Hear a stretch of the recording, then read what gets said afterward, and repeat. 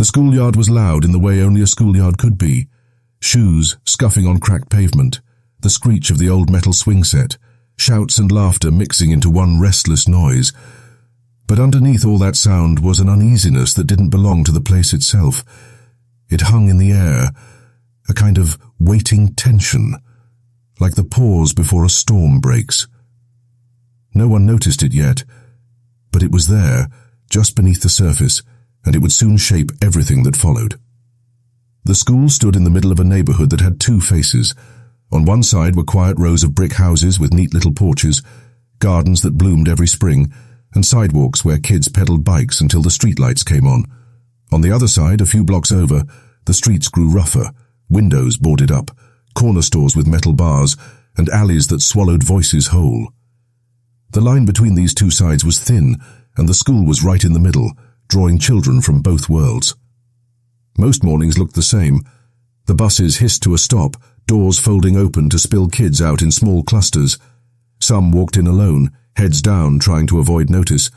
Others clung to groups, already laughing, already finding someone weaker to point at. It was a place where roles got handed out early, and once you were labelled quiet, strange, soft, tough, it stuck. Few managed to change it. That was the truth of the place. Survival depended not only on who you were, but on how well you hid what others could use against you. Among the crowd were faces that seemed ordinary enough at first glance.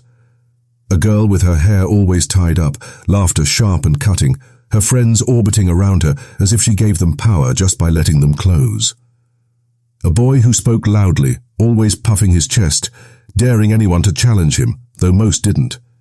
A pair of twins who shared everything, including Ding, the cruel habit of repeating what others said in mocking tones until the words lost all meaning.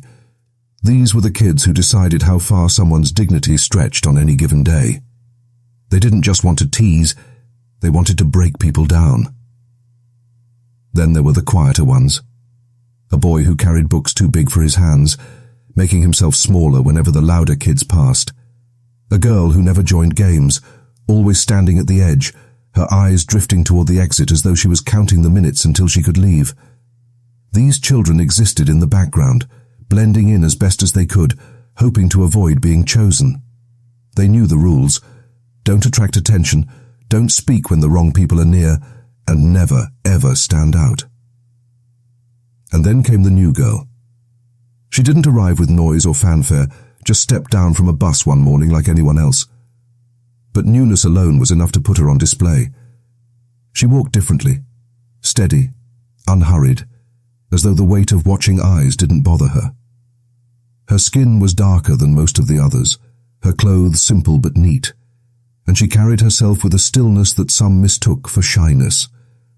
To those waiting for their next target, that stillness looked like weakness. They watched her, whispering in corners, laughing louder when she passed, testing how far they could push. Kids had been through this before. New students came and went, and every time the same questions hung in the air. Would she fold quickly, laughing off their words so she could fit in? Would she cry, giving them the satisfaction they craved? Or would she fight back, only to find herself outnumbered, dragged deeper into their games? The classrooms were no safer than the yard. The walls were lined with faded maps and charts, but the real lessons happened in the spaces teachers couldn't always see. A paper ball was tossed when the teacher's back was turned. A note passed across the room, scrawled with a cruel joke. A chair pulled just before someone sat down. The new girl, for now, sat quietly, answering questions in a low but steady voice, never raising her hand unless she had to. She seemed untouched by the restless energy around her, though the watching eyes never left. At lunch, the cafeteria roared with sound, trays clattering, chairs scraping, voices overlapping. The new girl sat at the edge of a table, eating slowly, her gaze fixed on her food, as if the noise around her was nothing more than a passing storm. Across the room the others watched, their laughter sharper than usual. There was a current moving toward her, slow but certain, like the pull of water drawing someone too close to the edge. But beneath all the noise and the daily games, there were hints of something darker. It wasn't just children being children. It was power, sharp and hungry, looking for someone to consume. Those who led the bullying weren't only playing, they were searching for control, for the thrill of seeing someone bend under their words and actions. Their lives at home were not as smooth as they pretended. Some carried anger from arguments that filled their nights, and others tried to hide the weight of expectations too heavy for their age. What they couldn't control in their own world, they tried to control here, in the hallways, in the lunch line, in the laughter that wasn't really laughter at all. The new girl didn't know all of this yet, though she could feel the weight of eyes on her back. What she carried, silently, was her own past. A past marked by harder streets than these, by lessons learned too early, and by the knowledge that survival sometimes meant standing when everyone else wanted you to kneel. To her, silence was not weakness. It was waiting. It was watching. And it was dangerous to mistake it for fear. The stage was set. The school moved through its days as if nothing had changed, as if the new girl was just another face that would fade into the background. But every step, every glance, every whisper was building towards something that none of them could yet name. The ordinary days were already fragile, and soon the cracks would show. The days after the new girl's arrival moved slowly, each one carrying more weight than the last. At first, it was just looks. Long stares from across the cafeteria, whispers behind cupped hands, smirks when she walked past. She kept her head straight, her eyes forward, refusing to flinch. That alone unsettled them. Most new kids reacted, most bent. She didn't, and that was when the quiet interest started to twist into something sharper. The first test came in the hallway between classes. A boy brushed his shoulder hard against hers, laughing when her book slipped from her hands and skidded across the floor. The laughter was meant to sting, but she didn't give them the satisfaction of picking the book up quickly or looking embarrassed. Instead, she crouched slowly, retrieved it with steady hands, and walked away without a word. The silence was louder than anything she could have said. It caught them off guard, and that made them angrier. Little things built up after that. A chair pulled back in the middle of class, sending her stumbling. A fake note slipped into her locker. Someone whispering her name in a sing-song voice just to see if she'd turn. She gave nothing back, only that same calm stare that seemed to unsettle even the boldest of them. But every time she didn't react, the tension thickened. They weren't just trying to humiliate her anymore. They were trying to break her. Outside, forces fed the fire. At home, some of the ringleaders were fighting battles no one at school saw. One girl, the one who often led the pack, lived in a house where shouting filled every evening. Her mother exhausted from work, her stepfather quick to snap over small mistakes. At school, cruelty gave her a taste of control she didn't have anywhere else. Another boy, always loud and restless, carried the weight of being the only one expected to make it in his family. He hated feeling small, so he made others feel smaller. None of them admitted these truths, even to themselves, but the cracks in their own lives made them desperate to find power wherever they could. The new girl became their chosen outlet. The cafeteria soon turned into a stage.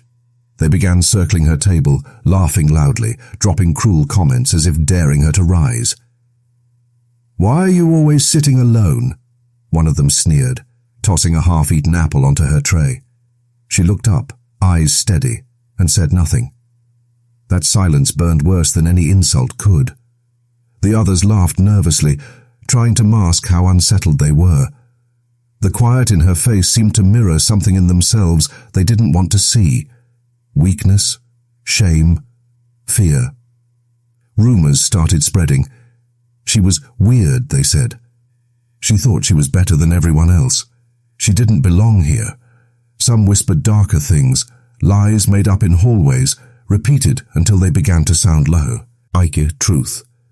They wanted everyone to see her as different, marked, someone worth tearing down. And yet, underneath the cruelty, there was also something else. A thin line of jealousy.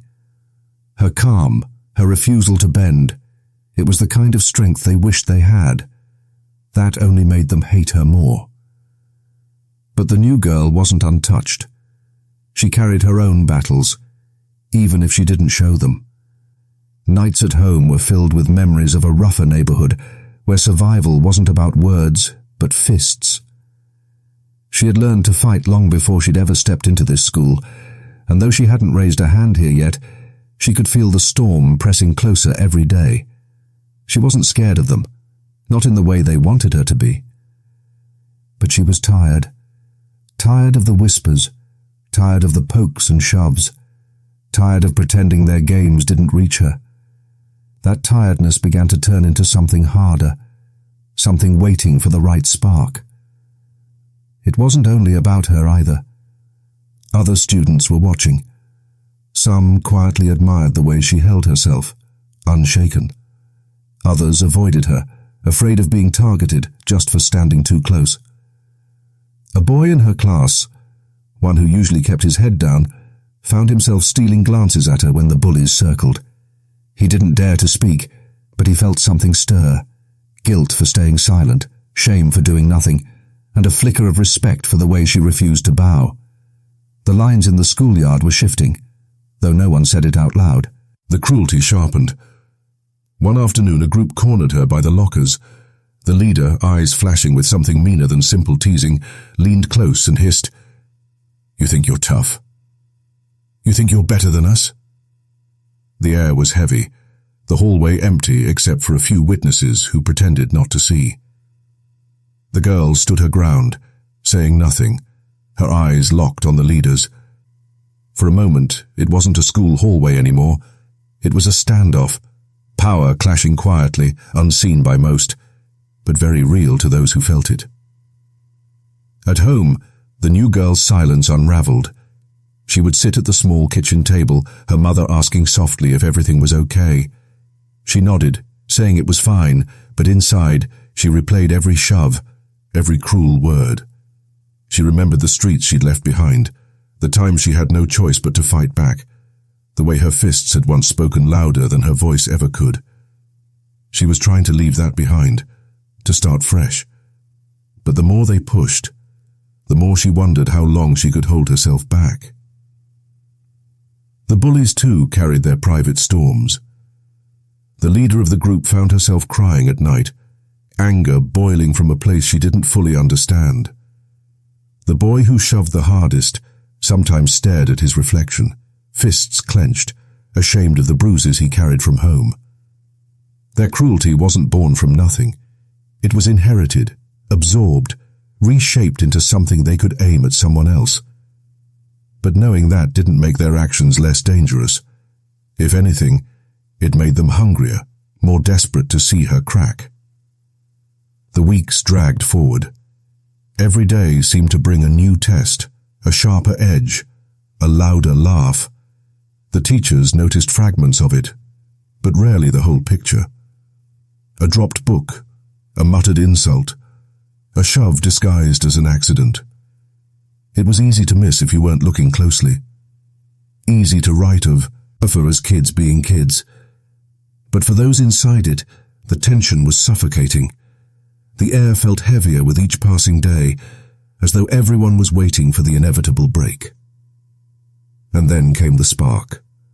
A lunch tray was knocked to the floor, and food splattered across the tiles. The cafeteria erupted in laughter, the bullies watching her carefully, waiting to see what she would do. For the first time, she didn't just stay silent. She looked up, eyes burning, and held their gaze longer than ever before. No words, just that stare. The room seemed to be quiet, even if only for a second, as though everyone sensed something shifting. It wasn't over. It was only the beginning. The rising tension wasn't just about cruel games anymore. It was about pride, control, and survival. Every glance, every laugh, every shove was pushing them closer to something none of them were ready for. The new girl's patience was running out. The bully's hunger for dominance was growing. And somewhere in the middle, the rest of the students felt the ground trembling, unsure which way to move. The world inside that school was a fragile balance, stretched tighter each day, and soon it would snap. The day it happened was ordinary at first, which made what followed feel even sharper, like a knife cutting through calm water. The air was heavy with late afternoon heat, the kind that made the hallways smell of sweat and dust.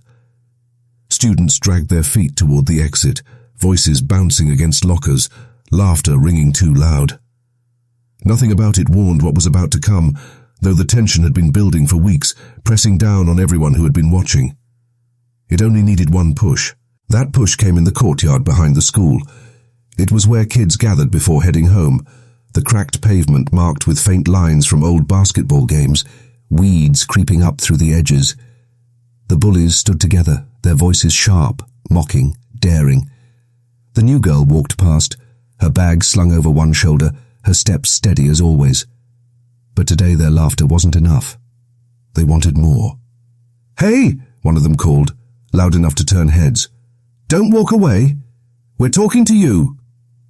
She stopped, not because she was scared, but because she was done. She had tried silence, tried patience, tried to keep her past tucked away.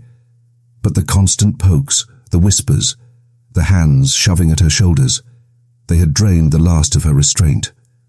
Slowly she turned, her eyes locking on them. That single look seemed to shift the air. The laughter wavered. Still, the leader stepped forward, her grin sharp, hiding the unease flickering at the edges. "You think you're tough, don't you? You think you're better than us?" Her voice rose, pulling the others closer. The crowd around them thickened, students hungry for a fight, for something to break the boredom of the day. Phones slipped from pockets, cameras ready, faces lit with anticipation. The new girl's jaw tightened. She dropped her bag at her feet, the sound echoing louder than it should have. She didn't speak. She didn't need to. Her silence was a wall, and behind it was something no one there understood yet. The leader shoved her. Hard. A gasp rippled through the crowd. For a second, time held still. Then it snapped. The new girl moved fast, faster than anyone expected. Her fist landed square in the leader's face, the crack of impact sharp and shocking. The girl stumbled back, clutching her nose, blood blooming between her fingers. The courtyard erupted. Shouts, screams, the scrape of shoes as the crowd surged closer.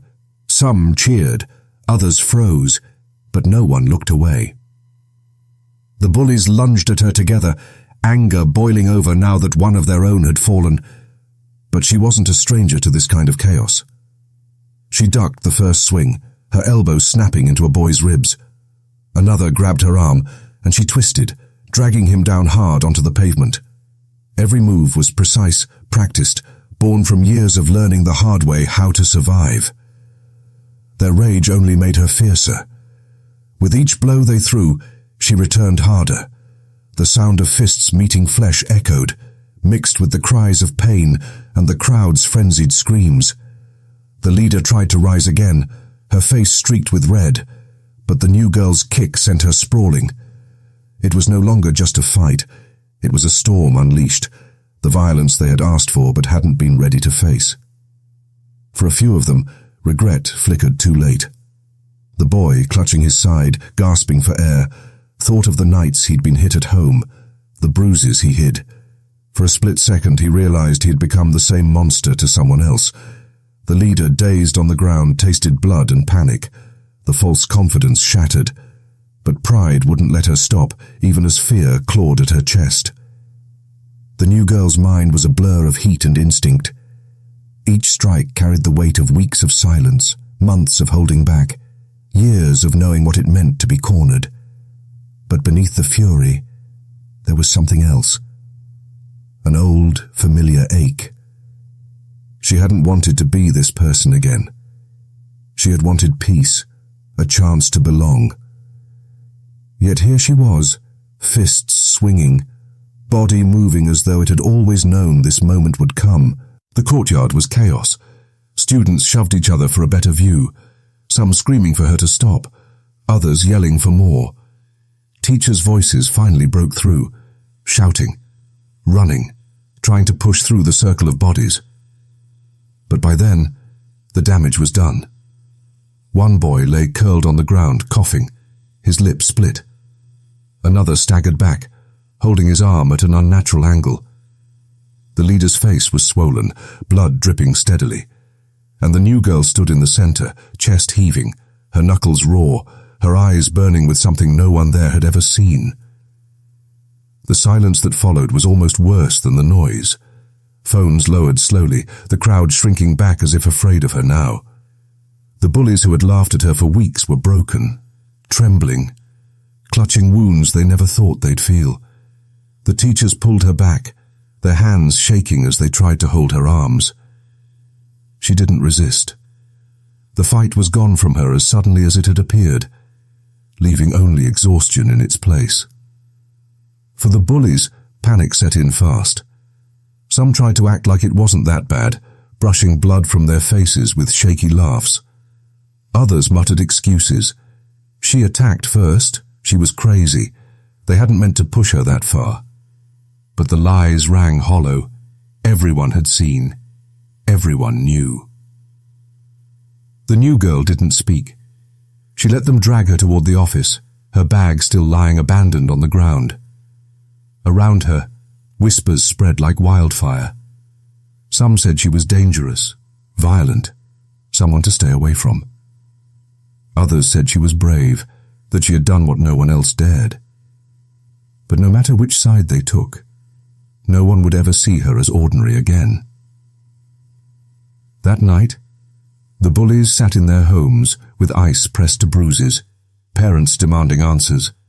Some lied, blaming her entirely. Others stayed quiet, haunted by the memory of her eyes, calm even as her fists landed, as steady even as their own fear rose. The leader, staring at her swollen reflection in the mirror, felt something she had never felt before: defeat. And beneath that, a shame she couldn't shake. The new girl sat at her own table, her mother's voice tight with fear, asking again and again why this had happened. She couldn't explain it, not fully. She only knew she had been pushed past the edge, that everything she had tried to leave behind had come rushing back in one brutal moment. Her body ached, but it was the weight in her chest that hurt most. The crime had unfolded in the open, raw and unflinching, leaving no one untouched. It wasn't just about fists and bruises. It was about power, pride, and the breaking point every human carries. The aftermath would stretch far beyond the courtyard. Reputations shattered, lies spread, lines drawn. And beneath it all, the memory of that single afternoon would stay burned into everyone who had been there, a reminder of how quickly silence can turn into violence when pushed too far. The school was quieter the next day, though the silence wasn't peace. It was fear, heavy and unspoken. The courtyard where the fight had broken out was almost sacred now, as if the cracks in the pavement still held the echo of fists and screams. Students who had cheered or filmed from the edges now walked through the halls, whispering in fragments, replaying the moment in shaky voices, each retelling bending into rumor. No one could escape the memory of it. The bullies came back to school marked in ways they couldn't hide. Bandages covered noses, bruises spread purple across cheeks, and ribs ached with every breath. Their pride, once a shield, had shattered. They had built themselves on dominance, on making others fear them, but now their own fear clung to them like a shadow. Some tried to mask it with more bravado, boasting that they'd been jumped, spinning stories where they were victims of an unfair ambush. Others stayed quiet, their confidence drained, avoiding the stares of classmates who had seen the truth with their own eyes. The leader sat in her room at night, staring at her reflection, swollen and bruised. She told her parents the story her pride needed them to hear, that she had been attacked without reason, that the new girl was dangerous, unstable. Her stepfather raged, shouting about lawsuits and punishments, demanding the school do something. But beneath her anger, fear throbbed.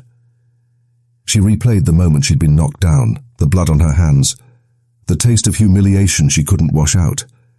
It wasn't just pain she carried, it was shame, and she didn't know how to live with it. For the new girl, the aftermath was heavier still. She sat in the principal's office, her mother beside her, both listening to words like suspension and violence thrown across the desk. She kept her face calm, though inside she churned with exhaustion and regret. Not regret for defending herself, she knew she had been pushed too far, but for how it would now define her. She had wanted a fresh start, wanted to bury the parts of her past that had taught her how to fight in the first place. Now, everyone knew. The silence she had built around herself had cracked open into something bloody and unforgettable. At home, her mother struggled to understand. She pressed for details, her voice caught between worry and disappointment. "Why didn't you just walk away?" she asked. The girl couldn't answer. She had walked away for weeks, swallowing every shove, every insult, but there was only so much anyone could take before the breaking point. She didn't say this aloud, though.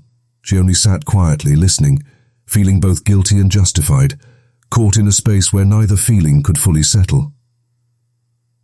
The wider community reacted with a mix of shock and fascination.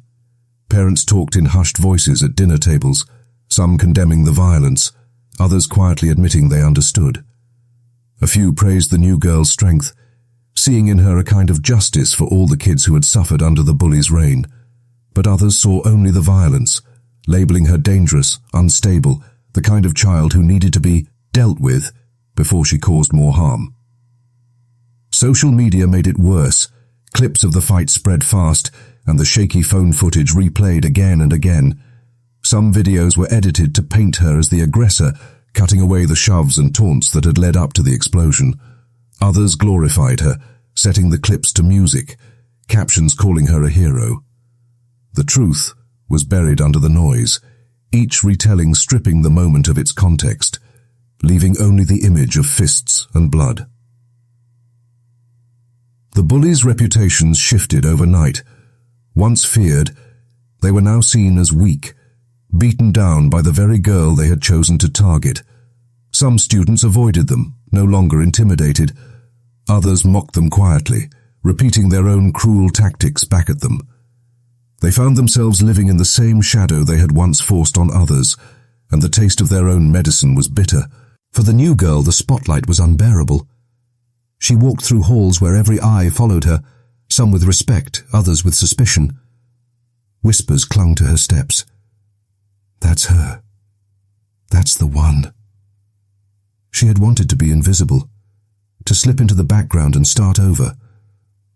Now she was the center of a story that wouldn't fade. Teachers watched her more closely, classmates kept their distance, and even those who admired her strength seemed to treat her as something untouchable. The emotional toll spread beyond the school. Families felt the ripple. The leader's mother, caught between her daughter's anger and her partner's demands for punishment, found herself staring at her child with a growing unease. She had always known her daughter could be cruel, had seen the sharp edge in her words, but she hadn't imagined it could lead here. Still, she clung to the belief that her daughter was the victim. Denial was easier than admitting the truth. Meanwhile, the new girl's mother struggled with her own conflict. She wanted to protect her daughter, to remind the school and the world that she had been pushed into a corner, but she also wanted her child to rise above the violence, to prove she wasn't defined by it.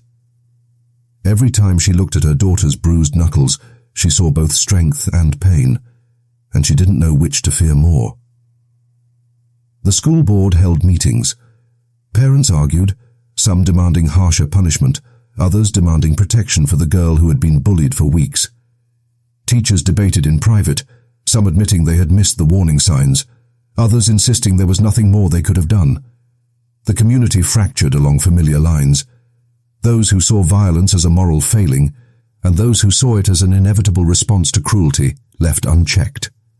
For the students, the lesson was sharper than anything written in textbooks. They had watched power shift in a single afternoon, had seen the untouchable bullies broken and the quiet girl rise in a storm of fists. Some were scared by it, others inspired, but all of them carried the memory.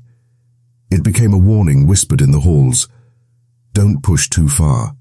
Don't assume silence means weakness. In the nights that followed, both sides carried their private ghosts. The bullies wrestled with humiliation and fear, replaying the moment their control had slipped away. Some tried to convince themselves they were victims, but deep down, the truth gnawed at them. They had lit the fire themselves. The new girl lay awake in her own bed, torn between pride and sorrow, knowing she had survived, but wondering what it had cost. Her fists had spoken for her, but now, in the quiet, her heart felt heavy. The aftermath was not neat. It was messy, tangled in guilt, denial, and fractured reputations. No one walked away untouched. Not the bullies, not the girl, not the community that had allowed the cruelty to grow unchecked until it exploded. The fight was over, but its echoes lingered in every glance, every whisper, every uneasy silence that filled the halls. The world they had known before, the ordinary routines, the small cruelties brushed aside, was gone. What remained was a community forced to confront what it meant to push someone beyond their limits, and the truth that once violence enters a place, it never really leaves. The courtroom was silent when the final verdict was read. The bullies who once laughed, mocked, and controlled the hallways of Jefferson High now sat pale and broken, their power stripped away in front of everyone. Each one of them faced their own punishment, some heavier than others, but none escaped the weight of what had been done. For the first time, justice seemed louder than their cruelty, though it came at a price no one could ever truly pay. What had started as teasing, as a game, had spiraled into a crime that destroyed lives and reshaped an entire community. Justice, in the legal sense, was served, but for those living with the memories, the scars remained. The new girl, who had once been nothing but a target to them, was now remembered in a very different light. She was no longer just the quiet girl in the corner, but the symbol of what happens when cruelty crosses lines. Her fight back, brutal, desperate, raw, had left a mark not only on the ones who pushed her, but also on the entire school, the town, and even strangers who later read her story in headlines. Yet for her, the outcome wasn't a victory. She had defended herself, yes, but in doing so, she had stepped into a darkness she never wished to know. Her life could never return to what it was before. No amount of legal justice could undo the weight of blood on her hands or the memories that replayed in the quiet hours of the night. Families were torn apart. The bullies' parents, once proud and boastful, walked through town with lowered heads. Some tried to defend their children, insisting they were just kids who had made mistakes. Others admitted they had ignored the signs, too busy with their own lives to see the cruelty their children carried into school each day. On the other side, the girl's family lived in a strange mix of grief and fear. They wanted to stand by her, but the whispers in town, the endless debates in court, and the weight of public judgment pressed down on them. They had moved to find peace and better chances, but instead, they found themselves buried under a tragedy that left them broken. The wider community struggled with guilt of its own. Teachers remembered the times they saw something but brushed it aside as kids being kids. Classmates recalled the moments they laughed along with the bullies instead of stepping in. Neighbors admitted they heard things, saw things, but never said a word. The town had prided itself on being safe, respectful, and close-knit, but now it carried a stain, a reminder that cruelty had lived in plain sight, encouraged by silence. In the media, the story exploded. Some painted the girl as a victim, pushed beyond her breaking point, a symbol of resilience and survival in the face of relentless torment. Others called her violent, dangerous, claiming she had taken things too far. The debate spilled into living rooms, online forums, and classrooms across the country. Was she a hero, a villain, or just a broken teenager who had been left with no other choice? The arguments revealed more than just opinions. They exposed how society itself wrestles with questions of justice, morality, and the weight of personal responsibility. What lingered most was the lesson about power. The bullies had held power because the system around them allowed it. They controlled the weak, fed on fear, and believed they were untouchable. But power, when abused, carries consequences. Their downfall was brutal, public, and final. At the same time, the girl's response showed another side of power, the desperate, unrestrained strength that comes when someone is cornered. It wasn't clean, it wasn't noble, but it was human. In that moment of violence, she claimed a power she never wanted, and it forever changed how she saw herself. The moral weight of the story lies in those uncomfortable truths. Cruelty doesn't disappear when ignored, it festers. Silence doesn't protect the weak, it strengthens the cruel.